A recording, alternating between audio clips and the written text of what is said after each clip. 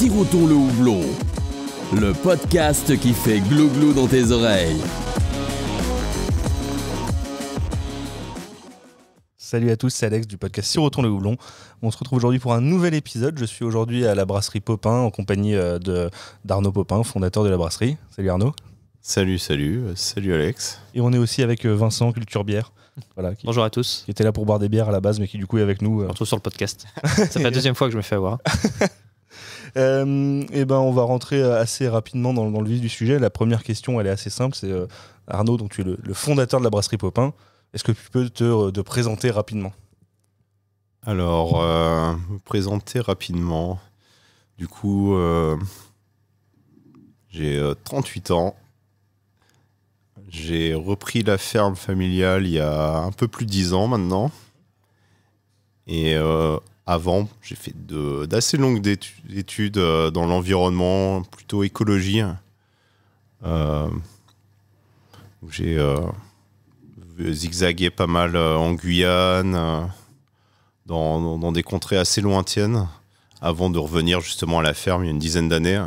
Okay. Je me cherchais un peu à 30 ans. Je me suis trouvé un projet qui me plaisait bien, c'était de reprendre la ferme agricole. Et au bout de 2 ans, dans l'agricole, dans les cultures, où j'ai commencé à transformer en conversion bio tout ce qui était céréales et élevage. J'ai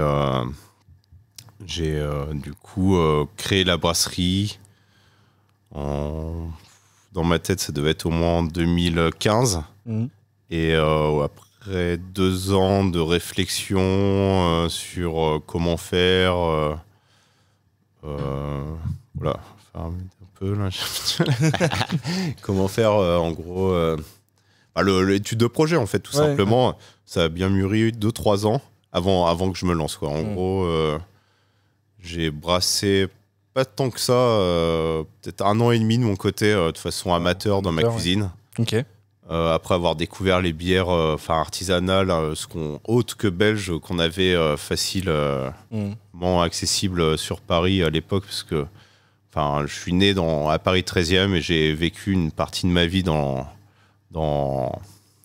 à Clamart, dans le 92. Et là où vivent encore mes parents la plupart du temps. Et du coup, voilà, putain, je vais faire un peu. Il n'y a pas de stress. Hein. Non, mais si tu veux, pour rebondir un peu, tu disais que tu avais un peu brassé en amateur, mais en fait, pas tant que ça. Donc, comment t'es arrivé en fait, à la bière artisanale ? Qu'est-ce qui t'a donné envie de commencer à brasser et en fait, même relativement vite derrière, d'avoir le déclencheur de te dire je vais monter ma propre brasserie ? Du coup, quand j'étais encore étudiant entre Paris et la Guyane, j'étais au Muséum d'histoire naturelle en étudiant, je faisais pas mal d'allers-retours. À un moment, à la fin de mon master, du coup, c'était le début aussi d'une cave à bière qui est bien connue, qui s'appelait À la bière comme à la bière, donc qui venait d'ouvrir il y a quelques mois. Et j'y allais assez souvent. Et c'est là où j'ai découvert toutes les IPA, tous les nouveaux un peu de style de bière qui étaient autres que les bières d'abbaye. Et après, ça s'est fait assez vite. J'ai rencontré quelqu'un qui était une voisine en fait de la ferme, assez improbable, qui venait aussi à Paris, qui m'a montré comment brasser de façon artisanale dans des seaux. Et de fil en aiguille, assez rapidement, je me suis dit, je chercher un projet artisanal à développer autre que la ferme, parce que je me voyais pas passer toute ma vie dans un tracteur. Ouais. Donc du coup,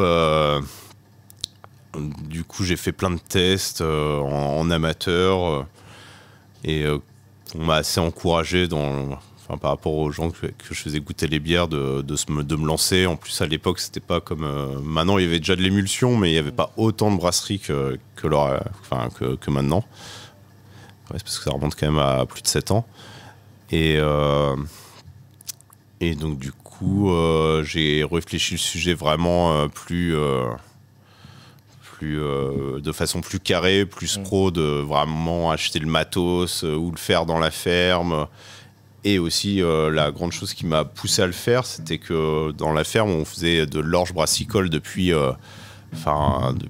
presque toujours. Hein. Ouais. On a fait de l'orge brassicole et du blé, c'est les 2 céréales qu'on cultive le plus dans la ferme. Et donc du coup, ça allait en adéquation avec ce que je voulais faire, c'est-à-dire utiliser une partie de ce qu'on produisait à la ferme pour une activité artisanale annexe. Ça aurait pu être du pain avec de la farine de blé, mais là, du coup, ça a été de l'orge avec de la bière, quoi.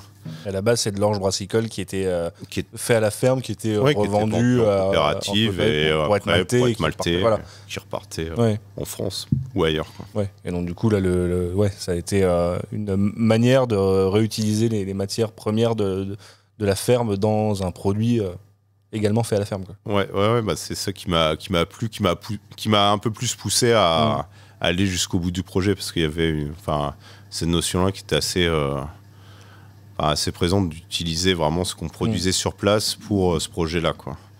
Et donc du coup, c'est ce que je continue à faire encore aujourd'hui, c'est de chercher le plus de synergie possible entre la ferme, la brasserie et la forêt qui est autour de la ferme. Ouais. Oui, il y a pas mal de projets annexes qui voilà, sont nés, c'est d'essayer d'avoir le plus de synergie possible, au niveau énergie, au niveau élevage, niveau céréales, sur plein de sujets différents. Il y a plein de choses qui sont complémentaires et qui peuvent être vraiment travaillées pour le pousser, pour avoir des économies, au niveau de... Là, on nourrit les vaches avec les drèches de la brasserie, qui est maintenant en bio depuis plus d'1 an. On réutilise aussi les drèches pour composter, pour remettre dans les champs pour les céréales. On utilise du bois pour faire des barils qui ne sont pas encore revenus. Il y a plein de projets annexes qui gravitent autour de la brasserie ou de la ferme ou de la forêt, mais c'est un peu la brasserie qui les tire, quoi. Parce que je passe maintenant 80% de mon temps sur la brasserie et peut-être 20% de mon temps sur la ferme. Ouais, d'accord. Parce que tu as quand même, en dehors, toi, tu ne t'occupes pas que de la brasserie, du coup, tu as quand même la gestion de toute la partie ferme. La ferme, donc du coup, à la ferme, il y a 3 ouvriers agricoles. On a 2 apprentis, là, cette année. Et donc du coup, ils doivent s'occuper quand même d'environ 700 hectares de culture, avec 120 hectares de prairies et à peu près 80 têtes de bétail. De bétail, donc du coup, c'est des vaches type Galloway. Donc c'est des vaches très rustiques qui viennent d'Écosse. J'ai été chercher il y a à peu près 5 ans, parce qu'avant on avait un élevage plutôt de charolaise, mais qui était plus sensible à plein de problèmes de vélage, surtout pas plus aux maladies que ça, mais surtout au vélage, parce que c'est des vaches un peu trop poussées au niveau génétique, donc ça fait des très gros veaux, donc ça vèle très mal, faut appeler le vétérinaire, il y a plein de problèmes, donc au bout d'un moment j'étais chercher la race du coup à l'opposé, qui est la Galloway, qui vèle toute seule. C'est une des races les plus rustiques. Un peu moins de suivi. Ça vèle tout seul à 99%. Donc nous, ils sont au champ, en prairie toute l'année. On les nourrit malheureusement maintenant cet été, parce que il n'y a plus assez de fourrage dans les prés, donc on leur donne du foin, mais donc du coup ils sont 3 pour s'occuper de l'élevage et des cultures. Et on est 6 à la brasserie. Ouais. Voilà. Et il y a une personne qui travaille sur les 2 structures, qui s'occupe du coup de l'administration. Ok. Est-ce qu'on est 10? Ouais. Plus 10 2 apprentis à la brasserie, 2 apprentis à la ferme. Donc là, cette année, on va être 14. Ouais, mais pour pas mal de boulot, quand même. Du coup, pas mal de boulot. Et à côté, moi, je m'occupe en plus de la forêt, mais tout ce qui est travail tout ce qui est travail dans la forêt, je le sous-traite à des bûcherons professionnels. J'ai personne qui travaille pour moi dans la forêt. Il y a des bûcherons que je paye, mais c'est à la tâche. Ils sont pas employés. Ils viennent pour des coupes particulières d'arbres marqués à certains moments donnés, quoi. Il y a personne qui travaille à l'année dans la forêt, quoi. Quand tu as fondé la brasserie au sein de la ferme, est-ce que d'entrée de jeu, tu avais l'idée de te lancer dans le mouvement craft? C'était vraiment une orientation sur les styles de bière que tu voulais suivre dès le début, ou c'était Ah oui, clairement. Ouais, clairement, ouais.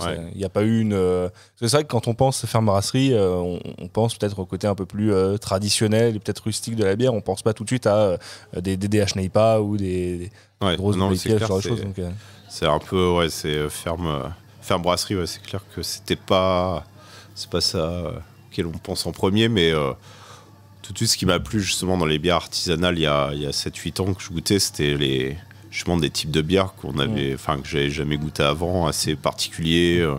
Les premières Gose de Gnogne, les Norvégiens, okay, ou des bières un peu atypiques, autres que ce qu'on pouvait goûter de belge en France à l'époque. Et tout de suite, moi, j'ai voulu m'orienter à faire ces bières-là et pas non plus justement une gamme blonde, blanche, brune, parce que vu que je m'étais embêté rapidement à conduire le tracteur, je m'étais dit je vais vite m'ennuyer à faire une gamme permanente de 6 bières et un besoin de nouveauté, de création, tout le temps. Ouais, j'avais besoin de... Donc la brasserie, t'as commencé vraiment, je pense, en 2016, tu disais.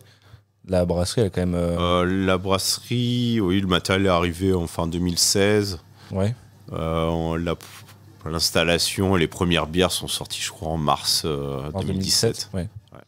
Ça, la brasserie, elle a quand même, en France, les bières Popin, ça a quand même gagné en notoriété assez rapidement, j'ai l'impression.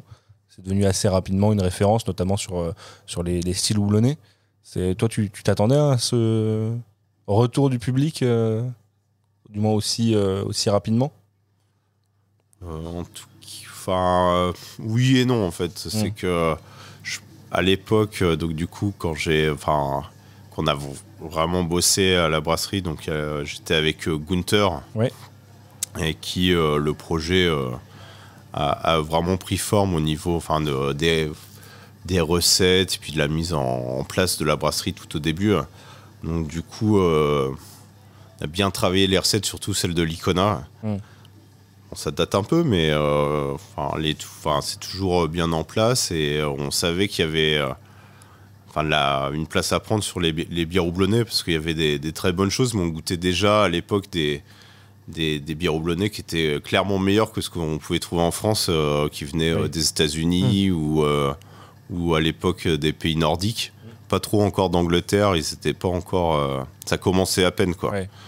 Et donc, du coup, on s'est dit, bon, il y a une carte à jouer sur ce genre de type de bière là, quoi. Bon, après, c'était pas gagné d'avance de faire sa place, mais en tout cas, il y avait quelque chose à prendre.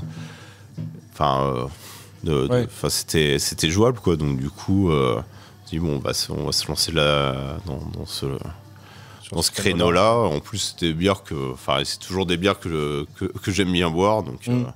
C'était la priorité, ça avait été ça, de la brasserie, en tout cas, tout ce qui était New England, tout ça, c'était vraiment les prémices en France il y a plus de 5 ans. Donc on est parti là-dessus. Et je pense que ça n'a pas trop mal pris. Et quoi dire d'autre ça... Du coup, si tu veux, je peux rebondir là-dessus. Ouais. Malgré le succès qu'il y a eu assez rapidement, notamment sur toutes ces bières houblonnées et la réputation qui s'est faite autour pendant très longtemps, et je pense que c'est encore le cas, il y a beaucoup de personnes qui jugeaient Popin comme les meilleures bières houblonnées de France. Je pense que c'est encore valable pour pas mal de monde. Il y a pour autant le format canette qui est arrivé assez tard. Je pense que tes premières canettes sont sorties début 2020, à peu près pendant le confinement. C'est vrai que c'est sorti un peu tard, parce que l'investissement pour les canettes, il est assez important pour toute brasserie. C'était assez conséquent. Et il y avait le matériel que j'avais vu à l'époque, il ne m'avait pas non plus subjugué. Le matériel pour encanter. Et donc du coup, c'est lors d'un salon là, à Nuremberg de matériel, justement, où je suis tombé sur l'encanteuse que j'ai achetée. Mais avant ça, j'ai pas voulu me lancer dans la canette. J'aurais pu le faire 1 an avant, mais en le faisant à façon.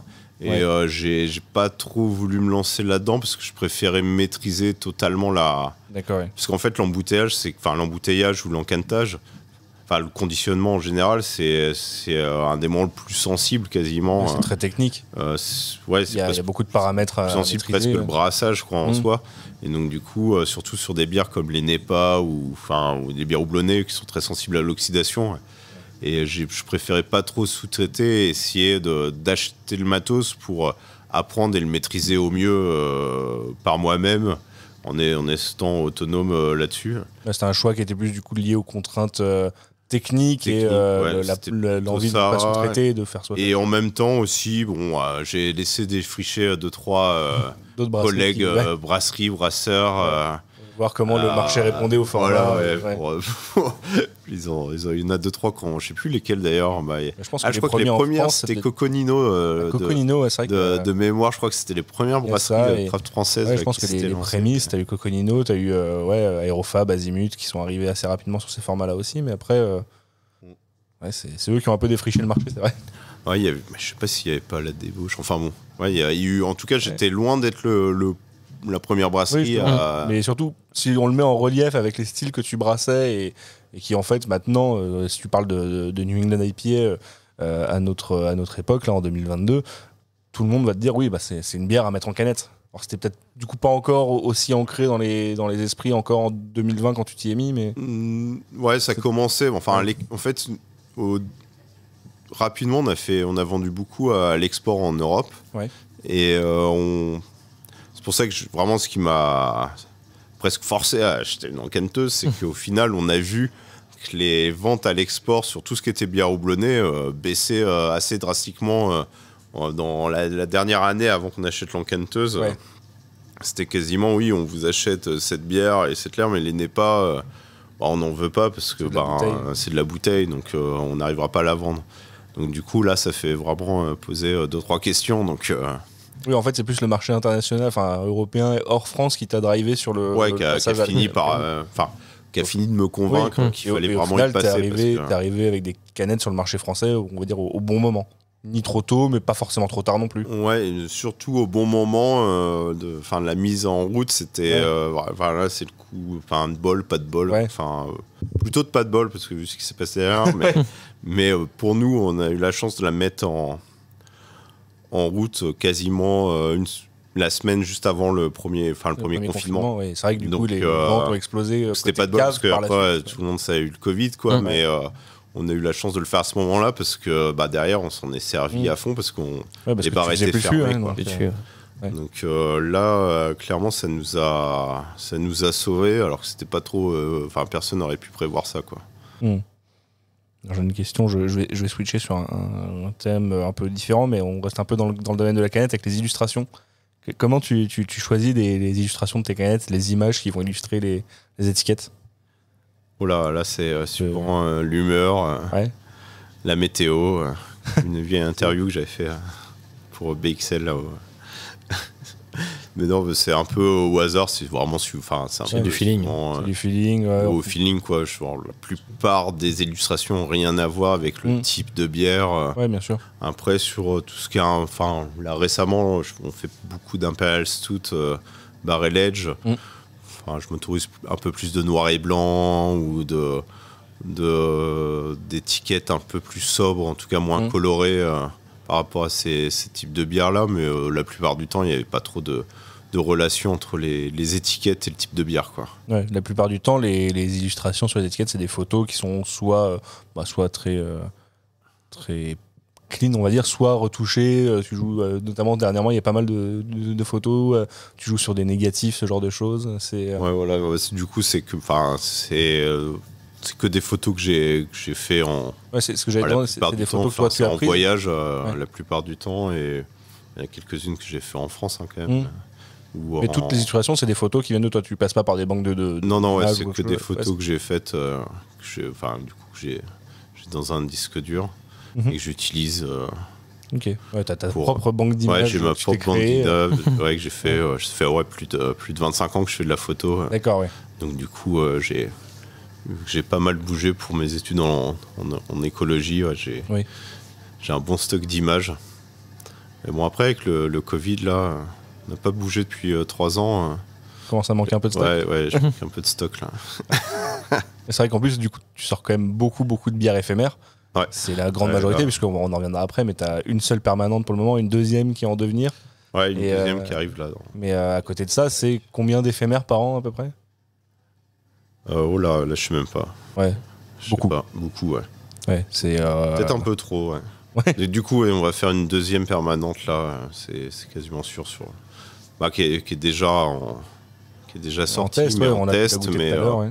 on verra les retours, mais Ouais, il y a peu de raisons que ça change, ça a non? l'air assez validé, donc Ouais. du coup, je pense qu'on en aura une deuxième. Ça fera un peu moins d'étiquettes, c'est pas si mal pour pour ma manque de données. Justement, en fait, pourquoi sur toute la gamme éphémère, enfin toutes les bières éphémères, tu as fait le choix d'un naming qui est très descriptif avec le style de la bière, les houblons qui vont derrière, ou Imperial Stout, la barrique, et que tu ne donnes pas de nom à tes bières comme beaucoup de brasseries le font? Justement parce qu'il y en a trop et que ça serait compliqué. À la base, justement, quand j'étais brasseur amateur ou même juste client pour acheter de la bière artisanale, vu le choix qu'il y avait dans les magasins, les magasins, les cavistes, je trouve pas mal. Il y a des fois, il y a 200-300 bières différentes. Et c'était compliqué de faire son choix. Alors déjà, c'est compliqué quand on doit prendre la bouteille dans tous les sens pour essayer de trouver quel type de bière c'est, quel style, qu'est-ce qu'il y a dedans, quel houblon. Du coup, je trouvais que ça perdait. C'était un peu chiant, quoi. Donc du coup, moi, ce qui m'a inspiré pour faire les étiquettes à la base, c'était justement j'ai mixé un peu le type de l'étiquette de Toll.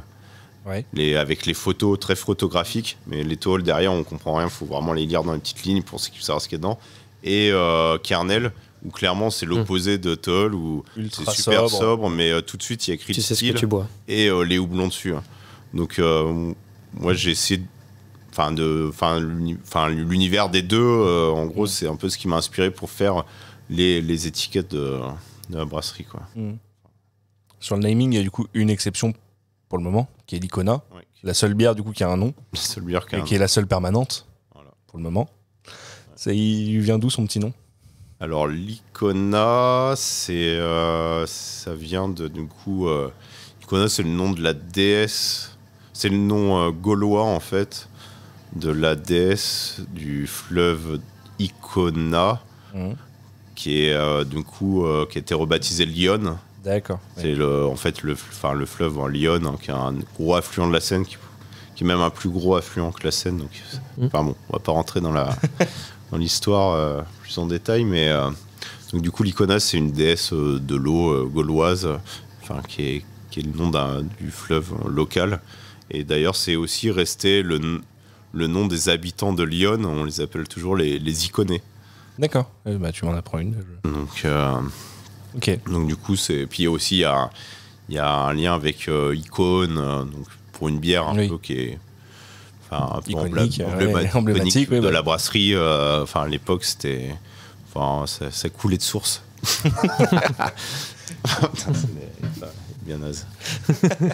Et donc on évoquait depuis tout à l'heure la deuxième permanente. Là il y a les tests en fait qui sont le premier brassin test qui est arrivé il y a quelques jours là. Ouais. Et était sur une NEIPA qui est varie un peu de ce que tu fais en éphémère, parce qu'on va être sur une NEIPA un peu moins chargée en alcool avec un seul dry hop, c'est ça? Un seul dry hop, moins chargé en alcool. Là on n'a pas d'amérisant, mais un whirlpool un peu étrange entre le whirlpool et l'amorisant. Des houblons qui sont pas les plus classiques utilisés, sans être non plus des houblons extraterrestres. Là, t'es sur Cryopop Talus. Cryopop, Talus Simcoe, mais on sort quand même du fameux Citra Mosaïque. Citra Mosaïque, c'est d'ailleurs le combo qu'il y a dans l'Icona. Ouais, voilà, c'est Citra Mosaïque Summit. Ok, Summit. Ouais. Donc ouais, c'est quand même bien différent. Et puis une autre levure. Donc non, on est assez content du résultat. Oui, avec Vincent, on l'a goûté tout à l'heure, du coup, et ouais, c'est chouette. Très bien. quand tu la mets en comparaison avec une des NEIPA DDH de la gamme éphémère, on voit tout de suite qu'il y a une différence, il y a un peu moins de matière et tout, mais pour une bière qui est à quoi, 5 degrés 6, c'est ça? Ouais. T'as quand même une belle présence en bouche, t'as pas mal de corps, l'aromatique est très chouette. C'est pas parce que t'as un seul dry hop que tu perds vraiment en intérêt aromatique. Donc c'est une NEIPA qui est peut-être une NEIPA un poil plus accessible sans être pour autant sans être une NEIPA plan-plan, quoi. C'est une bonne bière qui est assez aromatique. Ouais. C'est un peu d'amertume. Une bonne NEIPA de soif qui a son mérite dans une gamme permanente, justement. Ouais, bah, c'est ce qu'on a essayé de travailler. On est bien tombé peut-être la première fois, mais bon, ça, on a bien été aidés. Enfin, Pierrick de Yakima, nos 3 petits tips là pour le choix des houblons, c'était sympa. Là, on avait pas mal discuté. Donc, comme quoi, on a des bons fournisseurs. Soit houblon, levure, à Malte, avec Soufflé, avec qui on travaille pour le maltage à façon depuis plusieurs années. Donc, Et t'as commencé à lui chercher un nom à cette bière? Ouais, on en a un qui est... Enfin, moi j'en ai trouvé un pas mal qui est bien nul, mais il plaît pas à tout le monde. Mais ça... Enfin bon, je sais pas si je le dévoile là ou tu verras. Toujours dévoilé. Je sais pas quand est-ce que tu es censé la sortir, mais parce que le podcast sortira... Vu qu'on a l'Icona et que c'est une NEIPA, naturellement, ça aurait pu être une Iconepa. Ah, oui. Mais le petit jeu de mots, et on reste dans le thème. L'Iconepa. Voilà. On verra si c'est ça. Mais on verra si ça sort comme ça. C'est encore en discussion parce que ça fait pas rire tout le monde. Ouais. T'as goûté la dernière NEIPA de chez Popin? Non, je l'y connais pas. Je connais pas.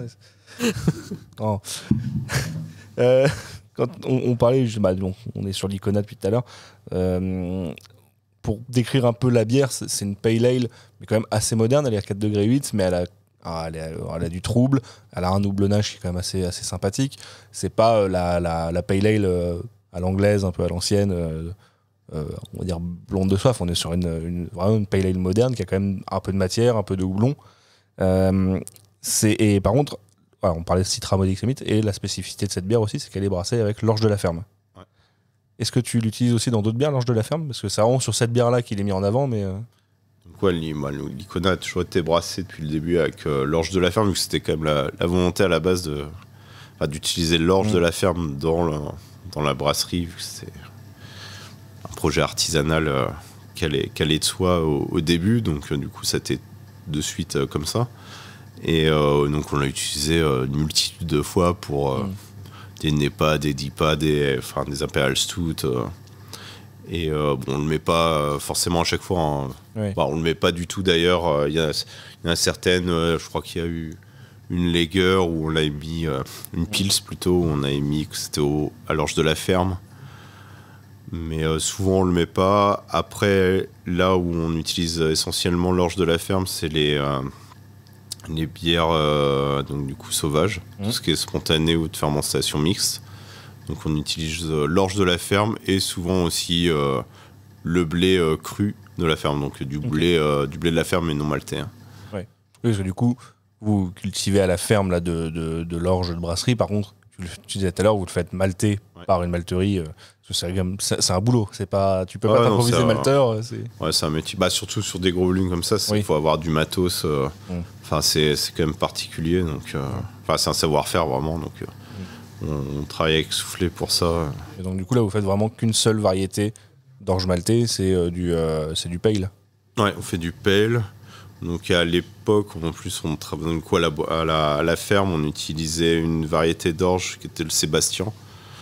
Donc on a changé, maintenant c'est une variété qui s'appelle Planète, et depuis 2 ans, un peu plus de 2 ans maintenant, on travaille avec une association de semences anciennes de céréales qui travaille beaucoup sur la planification de farine pour les meuniers, mais qui veut aussi travailler avec les brasseurs. Donc du coup on travaille avec des orges très anciennes avant les hybridages, donc qui date une variété qui date des années 20. Donc du coup on les aide à la ressusciter. En fait, ils ont une banque de semences, donc ils nous ont donné 20 kilos, c'est vraiment le max qu'ils peuvent donner. Normalement c'est 100 grammes. Ah oui. Et par contre, donc, du coup, on a vraiment bien fait le boulot. Là, l'année, il y a 2 ans, on en avait 200 kilos. Cette année, on en a 3 tonnes. On ressème les 3 tonnes. Et là, normalement, on devrait récolter, si tout va bien, à peu près 10-12 tonnes l'année prochaine. D'accord. Ouais. Donc déjà, la variété, on peut leur donner, elle est plus que sauvée. Et donc on arrive sur des volumes où on peut faire aussi du brassage, du maltage à façon sur une variété d'orge vraiment très ancienne, quand même, je pense, assez différente de la planète ou la Sébastien qui est utilisée. Il y a à peu près une quinzaine de variétés d'orge brassicole environ qui sont utilisées. Peut-être, il n'y en a même que 5 à 90% qui sont maltais en Europe, quoi. Ouais. Enfin, c'est quasiment tout le temps les mêmes. Et là, c'est une variété très ancienne qu'on va malter à façon pour voir un peu ce que ça donne. Ouais, ça peut apporter quoi comme là, différence encore vraiment bière, aucune idée. Hein. Ouais, c'est de l'expérimentation. Ouais, là, on ne sait pas trop. Okay. En tout cas, c'est une variété non hybridée, donc c'est une population c'est pas comme un champ d'orge ou de blé classique. Il y a les épis, il n'y en a pas un de la même taille. C'est pas issu d'un clone de plantes qui est sélectionné, quoi.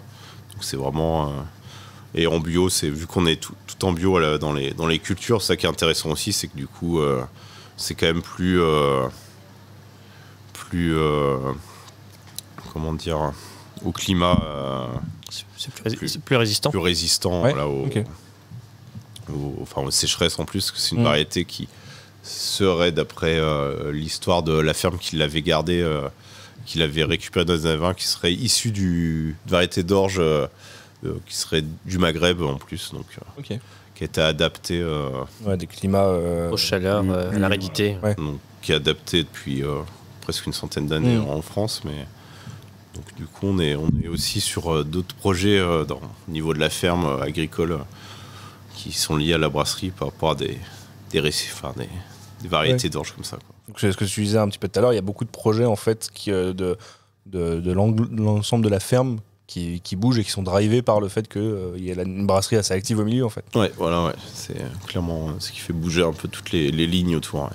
Tout à l'heure, juste d'abord, tu évoquais du coup que l'intégralité de la production de l'orge de la ferme est bio. Pour autant, tu fais pas des bières certifiées bio. Il y a un choix derrière. Pour l'instant, c'est parce que c'est un peu compliqué à mettre en place. Ouais.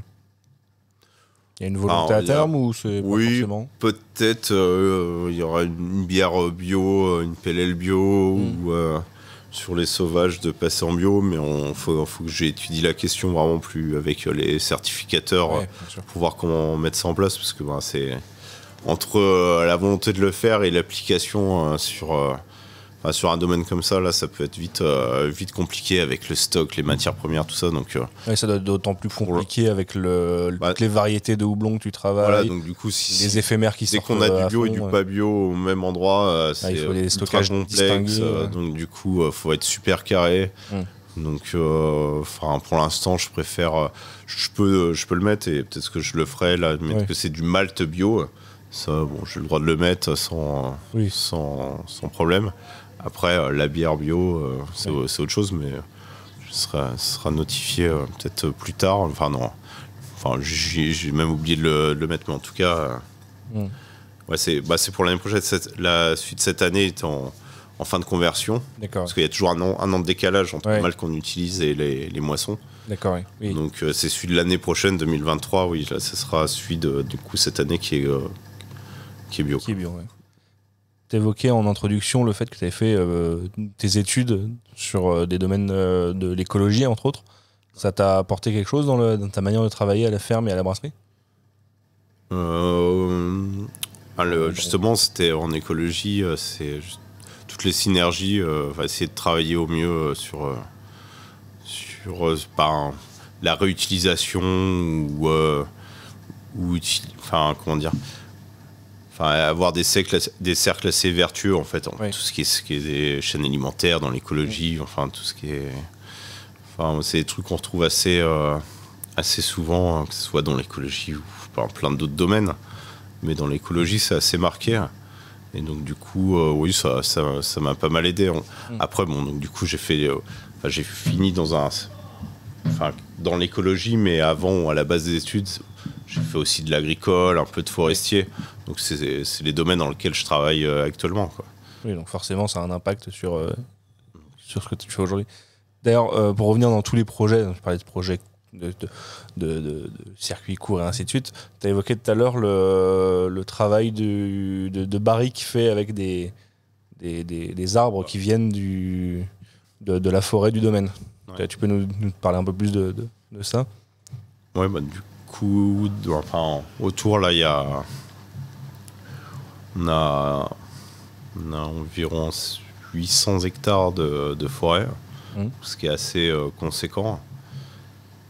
Et donc, du coup, en dehors du bois de chauffage, on fait beaucoup de bois d'œuvre, parce qu'il y a essentiellement du chêne. Ouais. Donc, du coup, c'est du chêne qui est utilisé pour faire des barriques ou du parquet, ou du meuble, quoi, des meubles. Et donc, du coup, ça fait plusieurs années qu'on en vend pour faire des barriques. Et en fait, c'est les plus beaux arbres avec les fibres les plus droites, sans nœud. Ils vont pour faire des barriques. Et vraiment les plus beaux, c'est pour faire des foudres. Et donc, à force de les voir partir pour ça, de les couper pour ce domaine-là, je me suis dit, c'est quand même dommage. Moi, j'utilise un tas de barriques et de pas en avoir qui viennent de la forêt, alors que on en voit qui partent pour faire des barriques, quoi. Oui. Donc après avoir pas mal discuté avec le forestier pour comment mettre en place ça, au bout d'un an, on a réussi à trouver un accord avec un tonnelier, une méanderie, la découpe, les bûcherons, pour pouvoir mettre en place la filière pour que je les récupère, quoi. Donc là, tu vas faire des barriques, il y a des barriques qui vont être faites à partir du bois qui vient des chênes de la forêt. De la forêt, et qui vont revenir... Il y en a 11 qui ont été coupés. Donc c'est quand même des chênes du coup centenaires. Ouais. Et donc 11 chênes, ça remplit un grumier. Okay. Un grumier, c'est un camion qui transporte les grunes d'arbres. Donc pour optimiser le transport. Et donc du coup, une fois découpé, et les tonneaux formés, ça fait environ 50 barriques. D'accord. Voilà, 50 barriques. Il y a quand même beaucoup de pertes. Ouais, oui, j'imagine. Et entre le moment où tu as fait la sélection des arbres qui vont servir pour les barriques et le moment où les barriques vont arriver ici à la brasserie, il se passera combien de temps? Environ 3 ans. 3 ans, donc là, les barriques, tu les attends pour d'ici au printemps. Un an et demi, ouais, ça? Ouais, il y a 18 mois de séchage, c'est le minimum. Ouais. Qu'on puisse faire, et donc du coup entre l'abattage, le fait qu'ils viennent chercher les grumes, le transport, le sciage, le séchage et la formation des barriques, au total il faut environ 3 ans, donc on y sera presque là fin du printemps, quoi. Dans toutes nos conversations depuis le début, tu avais évoqué 2-3 fois le programme des bières Popin Sauvage, donc j'imagine que ces barriques serviront entre autres pour ces types de bières. Est-ce que tu peux nous parler un peu plus du programme Sauvage? C'est quelque chose qui est né assez récemment aux yeux du public, parce que je pense que les premières sorties, c'était début 2022. Ouais, en fait, c'est quelque chose sur lequel tu travailles depuis il y a longtemps. Du coup, ouais, on travaille sur le sujet depuis fin 2018. Donc après, presque un an à peine après avoir... environ un an après l'ouverture de la brasserie, quoi. Ouais. Ça fait presque 4 ans. Ouais. Donc là, tu as travaillé sur des bières de fermentation spontanée et mixte. À la brasserie, maintenant, tu as 2 cool chips. Il y en avait il y en avait un pendant 3 ans. Là, on en a rajouté un deuxième là, il y a quelques mois. Et du coup, c'était une grosse aventure là, pour les bières sauvages, donc spontanées ou mix, sauvage, ça englobe un peu, pour parler on englobe un peu les deux, comme ça, c'était un peu plus simple. au niveau de la communication. Je sais pas si ça l'est vraiment en fait, mais en tout cas, je pense que c'est des termes qui restent assez flous pour pas mal de gens entre fermentation mixte, fermentation spontanée, fermentation sauvage. Ouais. Et donc, oui, bon, moi je pense que t'as un thème qui est peut-être plus générique. Donc, ouais, c'est vrai que c'est. Enfin, on est parti là-dessus, on n'est pas les seuls. Hein. Galia, oui, je crois, avec les. Galia Sauvage est parti aussi sur ce terme-là. Mais. Et donc du coup on a commencé en fin 2019 les premiers brassages refroidissants dans le cold chip quoi. D'accord. Entre les premiers refroidissements dans le cold chip et les premières sorties, du coup il s'est passé bien 3 ans déjà. Ouais, 2 ans et demi, 3 ans. 3 ans, ouais. Du coup tes bières de la gamme sauvage, ça va être quoi? Ça va être des assemblages de plusieurs bières, tu travailles aussi sur du fruit, ouais, tu donc te mets pas trop de limites en fait. Ouais, on n'a pas de limite. Soit on assemble des 100% spontanés, parce que maintenant on a le choix, on a des 100% spontanés, on a plein de barriques de spontanés, plein de barriques de mix, on a des foudres de mixte, on va faire des foudres de spontanés, on a des barriques de 200 litres, on réutilise des barriques de bourbon, donc ouais, c'est 200 litres, essentiellement des barriques de vin à 90% et peut-être... Dans les 90% de barriques de vin, on doit avoir une quarantaine de barriques de vin blanc, mais c'est essentiellement du vin rouge. Et comme les foudres, là on a rentré des foudres qui viennent de Champagne. C'était des foudres de vin rouge aussi avant. Donc du coup on assemble, enfin là c'est vraiment suivant les types de bières qu'on veut faire quoi. On goûte, on essaie de faire l'assemblage qui au moment donné avec les bières qu'on a qui sont prêtes à être assemblées qui est le meilleur quoi. Ouais. Donc parce que bon des fois il y en a certaines qui méritent de rester 6 mois de plus ou 1 an de plus dans la barrique, donc on les laisse tranquilles. Puis des fois certaines on finit par les jeter, on en a acheté 2-3, même un peu plus. C'est pas satisfaisant, il y a pas. Voilà, ouais, il y a des barriques où ça a vraiment vrillé, donc là, on ne s'est pas trop posé de questions. Et puis, des fois, même avec des bières un peu moyennes, ils apportent quelque chose qui est intéressant dans des bières qui sont bonnes comme ça, mais finalement, assemblées, c'est meilleur. L'assemblage, c'est vraiment sympa à faire, ça n'a rien à voir avec justement ce qu'on fait à côté, les NEPA, les PLL ou les RIS, quoi. Enfin, les RIS, on le fait aussi, mais pour les vieillissements barrel aged, quoi. Ouais. Entre ta gamme, on va dire, Popin classique, dans lesquelles donc justement il y a Pale Ale, NEIPA, double IPA, ainsi de suite, et gamme sauvage, en fait, genre, tu brasses beaucoup de choses qui te font plaisir, tu t'es d'arriver parce que t'aimes. À titre perso, c'est quoi ce que tu préfères boire? Ah là, c'est compliqué. Hein. Ça dépend des circonstances. Ouais, je pense que toutes les bières que je fais à la brasserie, justement, j'aime les boire, quoi. Ouais. C'est plutôt l'inverse. S'il y a les types de bières ou les styles de bières que je fais, qu'on fait pas à la brasserie, c'est des styles que justement qui t'intéressent pas forcément. Je m'intéresse, que j'aime pas forcément boire ou s'il y en a, c'est pas que j'aime pas ça, mais c'est que c'est pas des styles sur lesquels je m'éclate quoi. On voit majoritairement en tout cas sur la gamme classique, majoritairement des bières houblonnées, souvent aussi plus par saison, on va dire des stouts, des imperial stouts bien travaillés avec de la barrique ou des adjonctions, quelquefois des acides. Et il y a d'autres styles comme ça que tu aimerais aller travailler un peu, ou c'est parce que on voit de plus en plus de brasseries qui essaient de diversifier. Les pils, ouais. Les pils, ce qui est sympa aussi, hein, surtout l'été. Ouais, tout ce qui est Berliner, Gose, c'est pas mal. Je pense qu'on a encore un peu de quoi travailler. C'est vaste, hein, tout ce qui est Berliner, Florida, tout ce qui est avec des fermentations lactiques, salé ou pas, il y a vraiment de quoi faire.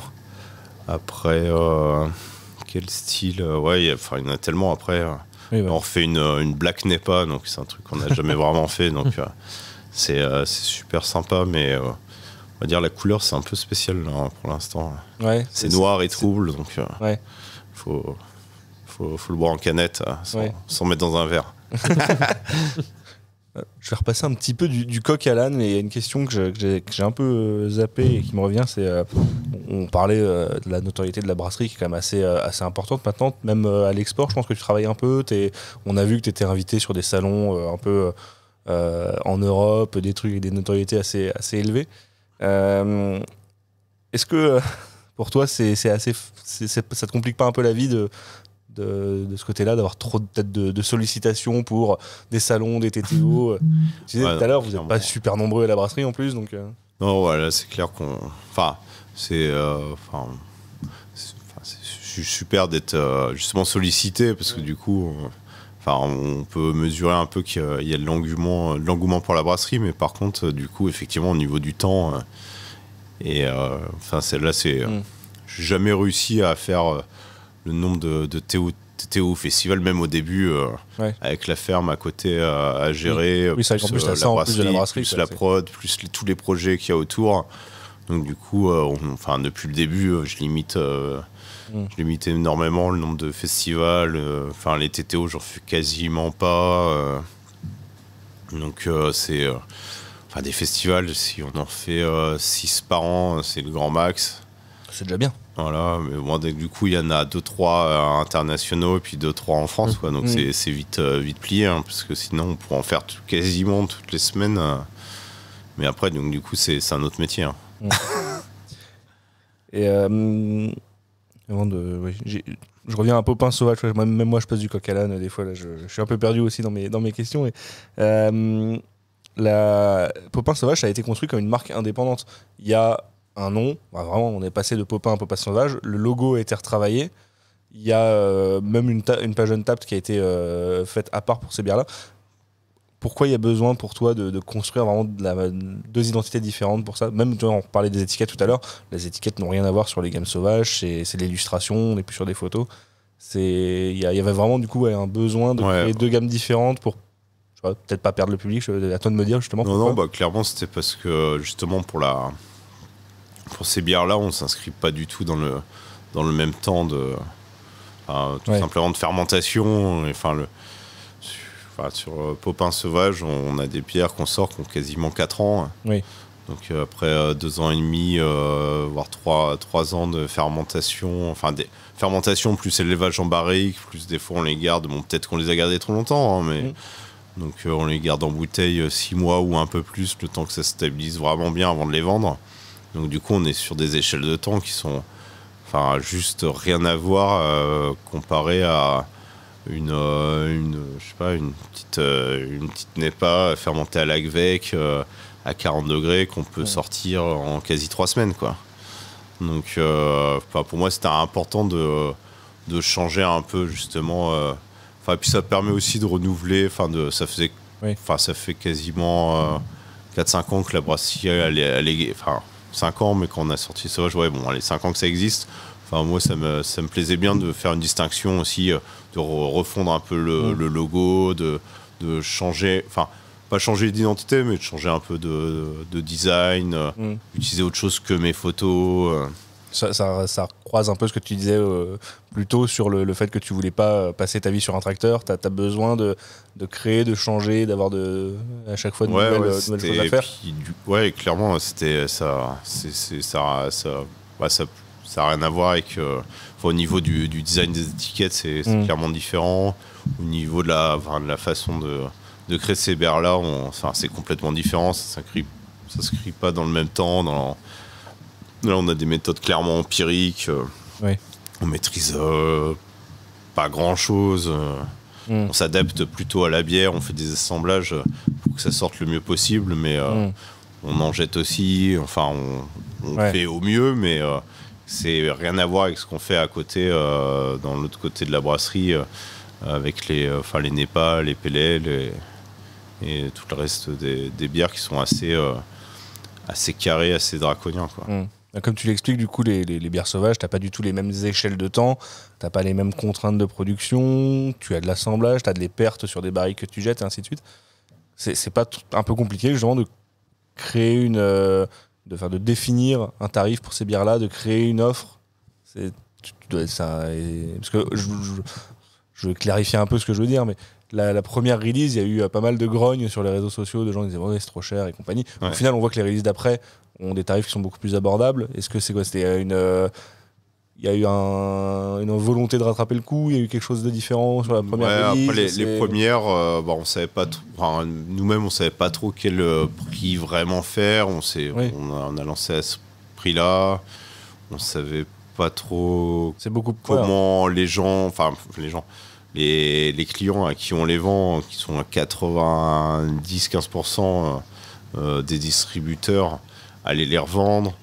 On savait pas non plus après les cavistes à combien ils allaient revendre. Ouais, quel type de marge ils allaient appliquer. Voilà, c'est pas les mêmes produits qu'une canette. Vu que c'était la première release, on avait tout numéroté, toutes les bouteilles étaient numérotées. C'était les 6 premières bières différentes. Du coup, on savait pas trop comment ça allait finir au niveau terme de prix. Nous, on avait calculé des prix qui étaient bien inférieurs auxquels c'est sorti en cave, quoi. Donc du coup, on a été les premiers un peu étonnés. Ouais. Après, on a compris où c'est parti à droite et à gauche, quoi. Donc c'est pour ça que le tir a été un peu corrigé sur les. Ouais, nous on a corrigé un peu le truc. En plus, on n'est plus en numéroté. On a fait un effort de notre côté.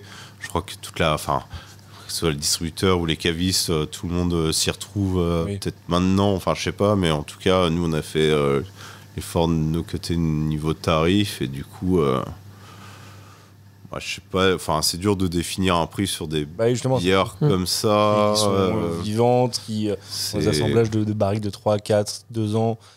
Comment tu valorises ta bière c'est pas évident parce que autant pour une bière par rapport à une bière qui se fait en 3 semaines, l'échelle de temps elle est énorme. C'est beaucoup plus empirique. Tu connais tes matières premières, tu sais combien de temps de fermenteur elle est mobilisée. On pourrait se dire finalement c'est pas si cher, mais après si on compare à du vin qui est élevé des fois 2-3 ans en barrique, finalement qui est vendu moins cher, finalement cette bière là elle est vendue trop cher, donc c'est quand même pas évident. Après si on compare aux bières belges un peu dans le style, ils sont moins chers, mais après il n'y a pas les mêmes taxes, tout leur matériel, vu que c'est des brasseries qui existent depuis des dizaines voire une centaine d'années, tout est amorti, ils font des volumes énormes, ils font que ça, donc c'est aussi différent.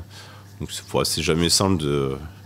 On a vu un peu ce que ça a donné. On a fait un effort de notre côté. Après, on verra si on fait plus de volume dans ce type de bière. Peut-être qu'on baissera encore un peu. Mais en plus, c'est compliqué de se dire on va baisser nos prix alors que tout augmente, quoi. Là, en plus, le verre, il a augmenté de 30%. Les étiquettes, le papier, les cartons. Tout a augmenté d'au moins 30% et c'est que le début. L'énergie, le malt, tout a flambé.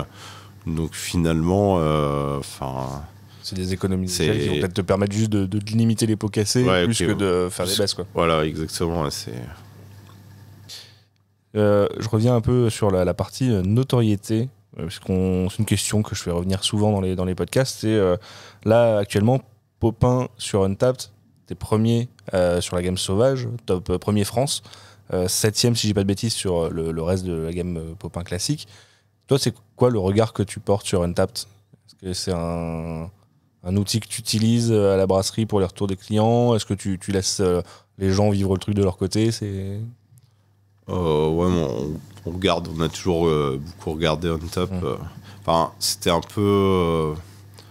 vu que j'ai commencé en tout était effectif, avec moi et Gunther au début de la brasserie pendant quasiment 1 an. Après, on a été 3. Donc, du coup, clairement, Untappd nous a beaucoup aidé pour se faire connaître parce que la brasserie, on est vraiment au milieu de nulle part, au milieu de la forêt, au milieu d'une ferme.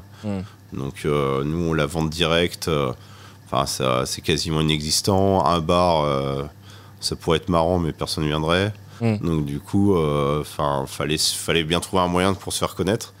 Et Untappd, c'était clairement notre meilleur ambassadeur et commercial pendant les premières années, quoi. Donc là, pour le coup, ça nous a beaucoup aidé. Pour les Popins sauvages, ça peut bien nous aider encore, même pour vendre, surtout par exemple à l'export. C'est ça, je pense que clairement les distributeurs ou les clients qui sont à l'étranger, enfin l'offre de chose craft au niveau mondial est tellement énorme que de voir qu'on est premier sur Untappd, donc du coup ils sont confiants pour pouvoir acheter. Donc c'est toujours une application qui est je sais que il y en a qui s'y retrouvent pas, mais en tout cas nous je peux pas dire que je m'y retrouverai vu qu'on est on est premier, donc ça nous sert vachement, quoi. Je veux pas dire l'inverse, hein, clairement, et on y fait attention aussi, quoi. Après on fait pas justement on fait pas que des bières pour être, sinon j'aurais jamais sorti de Pils, on n'aurait pas une permanente qui serait une petite PLL à 4,8, tu ferais les styles qui marchent, et tu ferais que des double NEIPA à 8 bourrins avec que des barrels à 14 et puis c'est tout.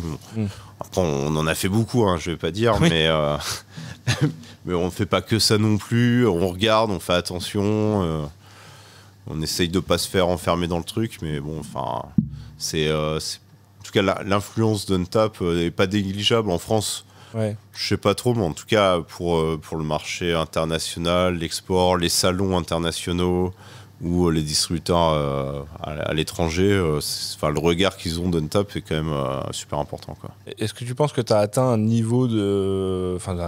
la brasserie de manière générale a atteint un niveau de notoriété tel que en fait Untappd a peut-être aussi moins d'importance dans la balance maintenant, en tout cas sur le marché français Parce que le marché français, peut-être. Après, ça, je sais pas, c'est dur à mesurer. Je vais essayer de prendre un exemple, alors qui est peut-être difficile à appliquer, parce qu'on n'est pas sur les mêmes styles de bière, et ainsi de suite. Mais si tu prends la débauche, Untappd, eux, ils sont loin de tout. On les retrouve même pas, je pense, dans le top 50. Ça les empêche pas de beaucoup vendre, de faire beaucoup de bière et de plaire. Alors, peut-être à un public un peu moins geek, moins niche maintenant, mais je pense que tu vois, à partir d'une certaine notoriété, Untappd, tu serais pas premier et 7ème, tu serais, mettons 25e et 40e. Est-ce que tu penses que ça changerait des choses sur le marché français ? Après, je pense quand même, parce qu'en fait, nous, on est quand même dans un. On n'est pas. Quand on a parlé un peu en off tout à l'heure, on n'est pas du tout sur une espèce de course au volume. Donc on fait, si cette année on fait plus de 3000 hectos, ça sera énorme. Entre 3 et 4000, je sais pas exactement, mais c'est vraiment énorme. Alors qu'au final, pour certaines brasseries, c'est pas si gros, quoi. Pour d'autres, c'est énorme aussi, hein, mais par rapport justement peut-être à la renommée ou tout qu'on peut dire, on fait du volume, mais on s'est plus concentré sur des bières assez geeks avec des fortes valeurs ajoutées. Donc du coup, c'est une clientèle où du coup, je pense qu'on peut pas non plus trop. On peut se passer d'Untappd, mais il faut toujours être vigilant par rapport à ça. Donc faut pas faire que de la geekerie, des trucs Une grande partie de ta clientèle est c'est la même clientèle qui va utiliser Untappd de manière assez assidue, donc c'est plus dur de s'en détacher. Donc voilà, c'est plus dur de s'en détacher. Puis moi, le but, c'est pas non plus de multiplier les volumes vendus par 3 d'ici les 3 prochaines années et de vendre à Édouard Leclerc un tiers de mon volume. Donc du coup, je suis plutôt sur faire des bières, comme j'ai dit au début, hein, qui m'intéressent moi-même à boire et à travailler, à fabriquer, vraiment de l'artisanat, que partir dans des trucs où justement je maîtrise plus rien. Et du coup, Untappd, ça reflète un peu ça pour moi. Ça reste intéressant, mais on travaille pas en regardant Untappd c'est pas... tous les jours, mais on y fait gaffe quand même. Je sais pas, c'est une application. On travaille avec la brasserie, on s'y est fait. C'est. Merci. Toi, là, je regarde Untappd, je vois que sur la partie Popin, donc pas sauvage, il y a eu 253 bières différentes référencées. Je sais pas combien il y en a dessus qui sont des bières houblonnées, justement, mais est-ce que tu arrives encore à être. Comment arrives-tu encore à être créatif pour les choix des houblons, les blends de houblons sur tes bières quand tu vois le nombre de références qui sortent en éphémère à l'année? Là, c'est parce que du coup, on travaille. Il y a quand même les fournisseurs de houblons, que ce soit Yakima ou d'autres, mais on bosse pas mal avec Yakima qui font qui font toujours des nouvelles variétés qui sortent. Il y a 4 ans, les cryos, ça n'existait pas, donc là, ils ont développé ça à fond. Il y a encore 3 ans ou 2 ans, ça débutait. Il y a quelques variétés doublons, là, il y en a beaucoup plus. Il y a le houblon frais congelé, moi, j'ai pas utilisé, mais en gros... Ils ont fait les gammes, les Fresh Frozen Hops, là, ils avaient fait pas mal de collabs avec des brasseries en France. J'ai pas participé, mais enfin, en gros, il y a quand même, dans la brasserie artisanale générale, que ce soit au niveau des levures, des houblons, enfin, des matières premières, il y a énormément, tous les ans, de nouveautés qui permettent de changer des recettes, et ça permet quand même d'apporter un peu une émulsion qui fait que c'est toujours intéressant de brasser des NEPA. Enfin, les NEPA qu'on brassait à la brasserie il y a 4 ans, ils sont quand même bien différentes que celles qu'on brasse actuellement. Et finalement, c'est grâce à tout ça, quoi. Les NEPA que tu brasses là maintenant, est-ce que tu es arrivé à une base de recettes qui fonctionne et que tu gardes à chaque fois, où tu vas faire des petites variations sur les houblons ou d'autres facteurs, ou est-ce que tu essaies quand même de réinventer régulièrement, de changer des choses dans la base maltée? Non, on change régulièrement. Ouais. On teste pas mal. Ouais. Non, on change régulièrement. Après, il y en a. T'en es pas arrivé à un point où tu te dis, là, je suis super satisfait de ce que je fais, je vais juste décliner mes houblons derrière. Non, il y a une base, on va dire les NEPA qu'on fait qui font autour de 7 degrés. Ouais. 7, c'est quasiment la même, je pense, depuis 2 ans. Celles qui sont un peu plus basses en alcool, autour de 6,5, on a retravaillé les recettes. Enfin, j'ai retravaillé les recettes, du coup, on a quelque chose de différent. Là, j'ai retravaillé un peu, et je pense que ça sera même encore un peu mieux d'ici quelques mois, là. Et on retravaille, moi, j'aimerais retravailler les recettes, justement, parce que, suivant un peu les levures, les types de levures qu'on utilise, pour avoir pas de bière trop sucrée. C'est un peu le défaut que moi j'ai un peu du mal dans les NEPA, et que nous on a des fois on en a trop sucré, j'ai des défauts que j'aime, en dehors des défauts vraiment qui sont pas trop acceptables, de l'oxydation des braies, tout ça, la sucrosité, c'est un peu le truc à combattre dans les NEPA, mais qui est contre-intuitif, vu que les NEPA sont clairement un peu sucrés de base, quoi. Ouais, c'est un peu je pense, inconsciemment, ça a l'air d'être quand même quelque chose qui joue beaucoup dans le succès des NEPA. J'ai l'impression qu'il y a, quand tu vois notamment, on reparle d'Untap, mais les top notes, souvent, c'est quand même des bières qui sont assez chargées en sucre résiduel. Ouais, c'est clair. Les DIPA ou les triple IPA, c'est des types de bières. Les DIPA, j'ai de plus en plus de mal à en boire. Et puis, les TIPA, j'ai jamais vraiment adoré ces bières, à part quand ils sortent du fermenteur, ils sont ultra fraîches. Donc là, ça contrebalance un peu le sucre résiduel. Mais sinon, c'est pas évident, quoi. Ouais, sur le top 50 Untapped, encore une fois, je crois que t'as quasiment que des bières qui sont à 8 degrés ou plus, à part une, qui est la Picaboo, la Pastrigos de chez Hopi Road, qui est d'ailleurs la seule non houblonnée ou non noire du top 50, celle qui fait moins de 8 degrés, mais sinon c'est houblon, bière noire barriquée, 8 degrés et plus, et on voit qu'il y a quand même un type de bière qui a l'air d'être... un type... Un degré de bière. Ouais, un degré de bière, de sucre, je sais pas, mais qui fonctionne, ouais. Ok, et je voulais passer au dernier point que moi j'avais en tête, c'est on a évoqué un peu tous les projets annexes, on a évoqué donc des barriques, le cycle des drèches, ce genre de choses, mais il y a quand même pas mal d'autres choses qui sont en cours là que tu mets en place. T'as l'air d'être très touche à tout et de vouloir faire pas mal de choses. On a eu plus tôt, on a pu voir un peu que tu étais en train de travailler sur du vin. Ah ouais. Tu vas en parler un peu ou ça reste encore? Ouais, non, je peux en parler. On a vu, je sais pas, on a vu quelques. Enfin, tu nous as dit qu'il y avait des vignes qui étaient en train d'être plantées, donc qui seront matures que d'ici quelques années là. Mais on a eu un droit de plantation de 2 hectares 67 exactement. Ouais. Donc du coup, on va planter ces vignes-là, à peu près 13 000 pieds de vigne. Parce qu'on va les écarter pas mal pour pouvoir travailler tranquillement dedans, donc écarter de 2 mètres. Et donc je vais pas demander d'appellation, 120 de France. Et ce sera en chardonnay, pinot noir et pinot d'Aunis. Donc 3 cépages qui sont vraiment solides. Puis j'ai un petit faible pour le Pinot de Nice qui est pas du tout du coin, qui est plutôt de Loire, mais qui est vraiment bon, très poivré.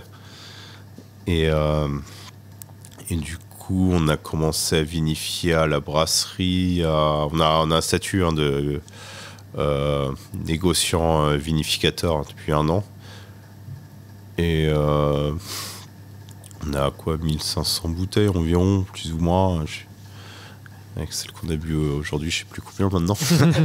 Mais donc du coup, c'est un gamay un cépage donc gamay qui vient d'Ardèche, donc du domaine des pigeonniers, à qui j'achète du raisin maintenant depuis 2 ans, qu'on vinifie ici. Et cette année, on a été vendanger quelques vignes sauvages, juste qui sont au pied du chai. Donc pas grand chose, juste un essai 200 kilos qu'on a goûté tout à l'heure. Il y a un profil assez atypique. Ouais, c'est vraiment atypique. Ouais. Ça goûte vraiment bien. Déjà, on verra ce que ça sera dans quelques mois. Donc, je travaille pas mal les vinifications. Enfin, je connais quelques vignerons nature assez bons dans le domaine parce que ça sera du vin nature. Ouais, ça sera que du vin nature. Celui qui est déjà en bouteille, il y a 0 levure, 0 sulfite, rien du tout. Il y a que du raisin pressé et la nature. Et mis en bouteille, voilà. Ouais. Et donc, là, on a les Neipa Popin, les Popins sauvages, on aura le vin Popin. Et le cidre. Et le cidre. Ouais, t'as un beau verger là, qui est juste à côté de la ferme. Donc cet hiver, en octobre, novembre, on va peut-être lancer les premiers cidres, suivant un peu du coup la météo de l'année là, parce que les pommes sont pas mal tombées à cause de la chaleur, donc on va voir ce qui reste pour cet hiver pour presser quoi. La saison était pas terrible. Donc soit on commencera cette année, soit l'année prochaine, mais on reporte toujours d'une année. Ça fait presque 7-8 ans que les premiers arbres ont été plantés là. Maintenant, il y en a presque plus de 600 pommiers en haute tige, donc ça va faire de la pomme. Mais en haute tige, ça met plus de temps à s'installer, mais il faut presque 15 ans. Donc, pour avoir vraiment des rendements. Donc après, c'est presque 400 kilos par arbre. Donc, ça fait de la pomme. Ça fait de la pomme, oui. Il y a de quoi faire un peu de cidre. Ouais. Ouais. Et à côté, tu as d'autres arbres fruitiers que tu utilises notamment pour, pour après, les graines de pommes sauvages. On a une 50aine d'abricotiers, une 60aine de mirabelliers, Reine-Claude et une 100aine de cerisiers. Ouais. Au final, tu as quelque chose pour les bières sauvages. De très circuit court. Tu vas avoir le maximum de matières premières qui vont venir de la ferme. Surtout sur les sauvages, entre l'orge de la ferme, les fruits. Ouais, c'est le but, et tous les ans, on plante au moins une 100aine d'arbres fruitiers. Alors, en fait, avant, il y avait autour de la ferme, Géoportail, il y a toutes les images photo-aériennes des années 50. Même pas que la ferme, mais toute la région. Là, puis même, je pense, le reste de la France, il y avait des vergers partout. Et avec le remembrement agricole, tout a été dévasté, ils ont tout rasé. Il n'y a plus vraiment d'arbres fruitiers. Et donc du coup, j'essaie de replanter là depuis 7-8 ans. Depuis que je suis revenu quasiment reprendre la ferme, j'en replante tous les ans. J'essaie d'en planter presque une 100aine pour du coup, faire du cidre, mais pas que. Là, on est bière sauvage, vin, cidre. Voilà. Il y aura d'autres choses dans l'avenir. Ça sera déjà pas mal si on arrive à faire tout ça bien. Ça sera déjà super. Super. Et je pense que moi j'ai fait à peu près le tour de ce que j'avais prévu comme sujet. Vincent, t'as des trucs qui viennent en tête? Ouais, une petite question au niveau des bières Popins sauvages. On a vu des bières, il me semble, à la framboise, à l'abricot, au cassis. Est-ce qu'il y en aura avec des raisins par exemple dedans? Parce que pour l'instant c'est vieilli dans des fûts. On en a une là qu'on a. Aujourd'hui justement, là, on a eu les mous. C'est une collaboration du coup avec Liquiderie, puis un vigneron Romain Hénin qui est en Champagne, vers Reims, à Haï, qui nous a envoyé 450, presque 500 kilos de marc, donc fraîchement pressé là dans la nuit. Et donc du coup, on va faire une macération sur la bière de fermentation mixte là, qui est assez fraîche, donc assez active. Et donc du coup là-dessus, effectivement, ça va être la première bière avec du marc de raisin à la brasserie, quoi. Donc qui est assez, c'est à 2 heures de route, hein, c'est assez local au final. Ouais, c'est pas du coup chardonnay, pinot noir et pinot meunier. Voilà. Et aujourd'hui, on est venu. La porte ouverte était un peu pour présenter la single casque de Popin. Première single casque. Première single casque, ouais. Est-ce que c'était un fût spécifique ou c'est vraiment un fût qui était un peu comme les autres mais qui s'est bien démarqué, vieilli, qui s'était marqué ou... Ouais, en fait, c'était les premières 8 barriques qu'on a remplies il y a un peu plus de 3 ans. Et des 8 barriques, c'était celle la plus équilibrée, la meilleure à boire comme ça, toute seule, quoi. Donc, qui a mérité sa cuvée. Du coup, on l'a embouteillée toute seule, donc du coup, c'était cette single casque-là, quoi. Ouais. Je sais pas si on en refera beaucoup d'autres, parce que ça fait vraiment des tout petits... c'est une trentaine de cartons. C'est quand des fois, tu te tombes sur, en goûtant une barrique comme ça qui sort du lot, qui est si en fait exceptionnelle que tu te dis, allez, ça serait dommage de la blender. Ouais, c'était un peu ça, et en plus, c'était sympa aussi de marquer le coup, vu que c'était les premières barriques remplies de la brasserie, quoi. Mais c'était là, même un peu d'acidité, pas trop, elle était bien balancée, donc je sais pas, vous l'avez goûté tout à l'heure, je sais pas ce que vous en pensez. Mais... je l'ai trouvé très bonne, moi. Ouais, je trouve ça vraiment très très bien. Ouais. J'ai beaucoup aimé, j'en ai repris 2 bouteilles pour moi, je sais pas quand est-ce que je vais les boire, mais ça m'a beaucoup plu. Ouais. Non, c'était... quand tu la bois et que tu te dis que c'est vraiment un single casque, c'est pas un travail d'assemblage, tu dis que t'as une barrique qui a bien, une barrique et la nature, le temps, qui ont très bien travaillé, qui ont fait quelque chose de très joli. Ouais, c'est impressionnant. Et ouais.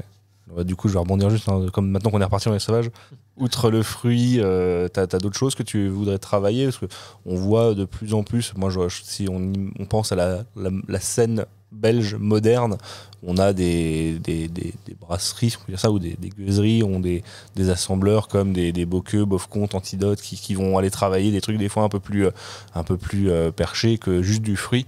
C'est des choses qui te branchent aussi? Ah ouais, clairement. Les pistes de l'herbe aromatique. On utilise, on a pas mal de fruits qui sont en cours de macération, mais on a déjà embouteillé du coup une bière avec du shiso et une autre avec une macération de shiso, du fenugrec et une pointe de vanille. C'est ça que tu nous as fait goûter tout à l'heure, voilà. C'est celle-ci, qui est assez... Sans nous dire ce qu'il y avait dedans, on n'arrivait pas à mettre le doigt dessus, mais ça avait un côté très, très doux, presque, alors la vanille, tu vois, je l'aurais pas forcément retrouvé instinctivement, mais maintenant que tu me dis qu'elle est dedans, oui, elle apporte certainement beaucoup de douceur, et il y a un côté très, presque sirop d'érable, très... c'était très sympa, ça. C'est le fenugrec, ça. Le fenugrec, ouais. Je connaissais pas du tout, tu vois, et ça donne envie de goûter d'autres choses. Il y a vraiment sur les bières sauvages, tout ce qui est bière acide, spontanée ou mix, il y a vraiment de quoi faire aussi avec tout ce qui est épices, aromates, c'est un univers plantes, qui est très vaste. Tout ce qui est même plantes, même sauvages. Après, il y a les gruites. Oui. Donc, on a la collaboration, on n'a pas goûté, mais qui est avec Cyclique, du coup, avec du sapin et du genévrier qu'on avait ramassé ici, ramassé, coupé, donc du coup, qui est bien, qui a des notes presque mandarines, citronnées, à cause du sapin et du genévrier. Donc, c'est infini. Ça qui est aussi passionnant dans les bières acides, c'est qu'on peut se permettre des ajouts qu'on peut pas se permettre dans les bières plus techniques comme les NEPA, à cause des infections lactiques ou de Brettanomyces, quoi. Sur une là-haut, sauvage, ça fait partie du jeu, quoi. Ça fait partie du jeu, donc du coup ça laisse un peu plus les mains libres pour faire un peu tout ce qu'on veut, quoi. Ok, super. Bon, Vincent, c'est bon pour moi. C'est bon. Je sais pas si t'as un mot à rajouter, si on a raté des sujets, des choses que tu voulais absolument aborder. Non, là ça me semble pas mal. Ouais, je pense qu'on a fait un beau petit tour. Et dans ce cas-là, moi je vais te remercier, Arnaud, pour le temps que tu nous as consacré. C'était très très intéressant. Et pour tous les auditeurs, on se dit à bientôt pour un nouvel épisode.